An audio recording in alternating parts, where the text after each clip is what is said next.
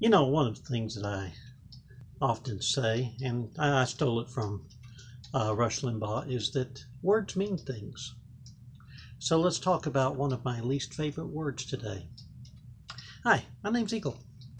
I'm the publisher, the line editor, and one of the writers at No Earth Comics. And I bring up writing in this introduction because writers have a very strange duty in life. You have all of these ideas bouncing around in your head. You have these concepts. You have these thoughts.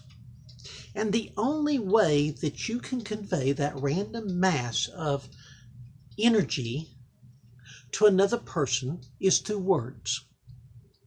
And in order for those words, those symbols, to mean the same things, we have to have a commonly agreed upon code book. We have to have a way of translating what the other person is saying or what the other person is writing. And that comes down to words. And in order to maintain the integrity of this form of communication, those words have to mean things. And they have to mean the same thing to everyone. One of the problems with political discourse in this current year is that people are attempting to change the meaning of words in order to bolster their own argument. So you see a huge number of words that the meanings are attempted to, the people using them are attempting to change the meanings. And in doing so, bolster their side and tear down the other side. And I'm not going to get into a lot of that right now. I'm just going to get into one word in particular. And that one word is censorship. Censorship has a very specific meaning. And that the definition is the suppression or prohibition of any parts of books, films, news, etc. that are considered obscene, politically unacceptable, or a threat to society. This is a very clear-cut definition. But right now there's a movement to say that only a government can censor things. This is totally incorrect. This is 100% incorrect. Anybody can censor somebody else. If I intimidate you into keeping your mouth shut, I am censoring you. Okay? How this applies to comics is the infamous Comics Code Authority. And the Comics Code Authority came about as a result of the comic book companies choosing to self-censor rather than have the government step in and censor for them. And that was coming because of the Wortham congressional hearings. So for several decades, the comic book companies self-censored. And there were all sorts of things done to try and get around this. Some companies went to printing magazine-size periodicals that were basically comic books, but were not considered comic books because they weren't the same size as comic books. Heavy Metal did this. Mad Magazine did this. Cracked Magazine did this. A number of the horror comic books went to magazine size. Marvel started publishing Epic Magazine, which was Heavy Metal light. There were a number of different ways around this until finally the direct sales markets started publishing books without the Comics Code Authority. But I bring this up just to illustrate the fact that no, censorship involves far more than the government telling you this you cannot publish. And this brings us into the modern day.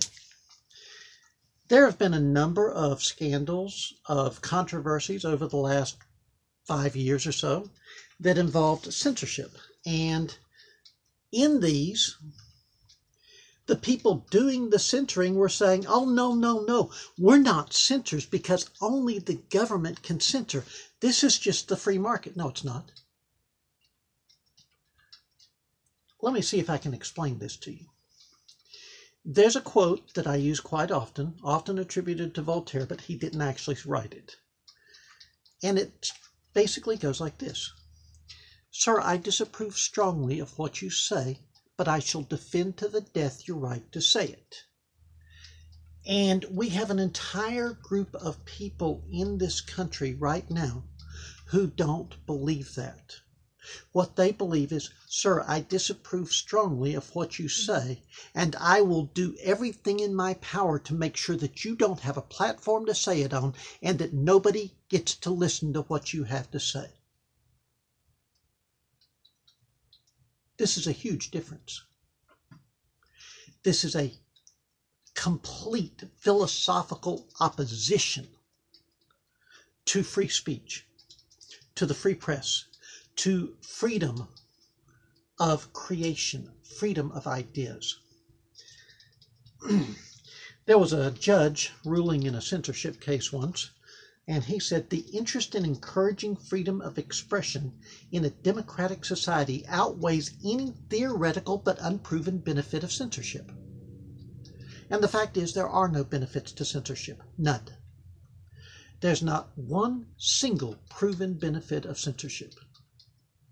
There is no proven benefit to shutting down something that you disagree with. There's lots of benefits to letting something you disagree with be published, because then you see what the free market is like. Shutting down something, keeping it from being made, is not exercising free market choices. Letting it publish and fail is exercising free market choices. Telling people don't buy this because it contains this and this and this is much different than telling people, let's get this guy fired so he can't create anything else like this. This is probably as close to political videos as I'm going to get on this channel anyway. But this is because it directly affects the comic book world. We've seen this over the last, as I said, 5 years, where people are trying to control what the companies put out to avoid offending their sensibilities. It comes down to this. The Constitution enshrines our right to print what we want to print. Nowhere in the Constitution is there a right to not be offended. Nowhere in the Constitution is there a right to only have things printed that you agree with. And people talk about hate speech. They talk about publications that advance hate as if that is somehow a justification for censorship. It's not. The only thing that you can do to legitimately deal with somebody's publication, somebody's comic book, is not buy it. If it's not for you, don't buy it. There's a whole lot of comic books that are out there that are not for me. I don't buy them. Actually, that's not true. That's not true. I have bought comics that were not for me just so I could see what the hubbub was all about. But if it's not for you, don't buy it. Don't go trying to break people's livelihood. Don't go trying to break companies. Don't go trying to change the world to fit your idea of what the world should be. Change yourself. Make yourself better. But don't go trying to impose your views on other people. That makes you no better than the next religious zealot. That makes you no better than the next totalitarian dictator. That makes you no better than the next demagogue who wants to change the world to fit their own image. Learn to let other people exercise their rights, and learn that you are being a censor if you attempt to suppress or prohibit any part of books, films, news, etc. that you consider to be obscene, politically unacceptable, or a threat to society. You are a censor.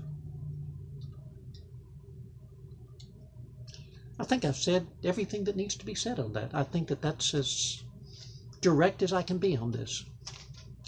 Thank you very much for tuning in. If you have comments, please leave them. I will respond to all comments. I'm always open for a conversation. Just because I stated things emphatically doesn't mean that my mind can't be changed. But it's a conversation. Let's have it. We're going to talk again.